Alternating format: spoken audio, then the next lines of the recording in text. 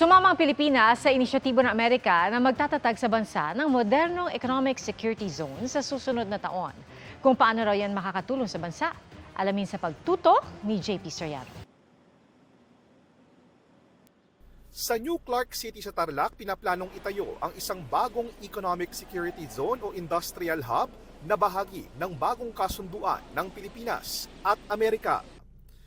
Pumirma ang Pilipinas bilang ika-13 bansang kasapi ng PAC-SILICA Initiative ng Amerika.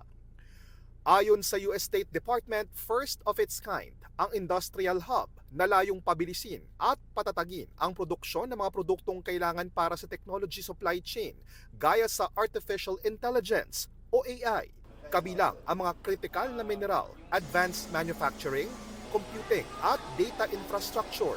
Sabi ni Philippine Ambassador to the US Jose Manuel Romualdez, bukod sa magiging technology-based, ang itatayong 1,620 hectares na industrial hub, dito rin magpoproseso ng ilang critical minerals gaya ng nickel na ginagamit sa mga electronics. They will also invest in processing yung ating mga critical minerals like nickel and other yung copper, yung cobalt, and whatever it is that we have available there.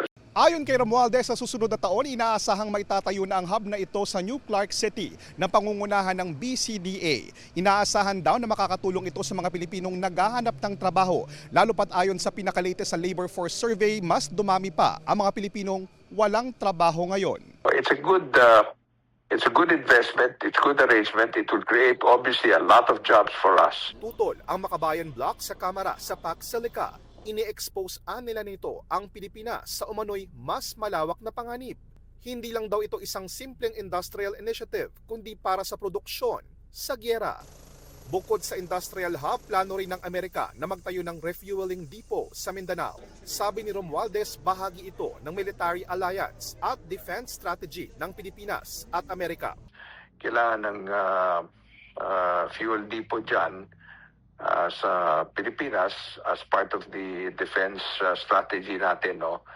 Which means to say that they will access obviously for fuel for their vessels at hopefully that will also, well, I'm sure that will also include, kasi meron naman tayong bilateral arrangement with the United States for interoperability sa ating armed forces. Nauna nang sinabi ng AFP na bukas sila sa planong ito, lalo't saklaw ito ng EDCA o Enhanced Defense Cooperation Agreement at Visiting Forces Agreement ng Pilipinas at Amerika.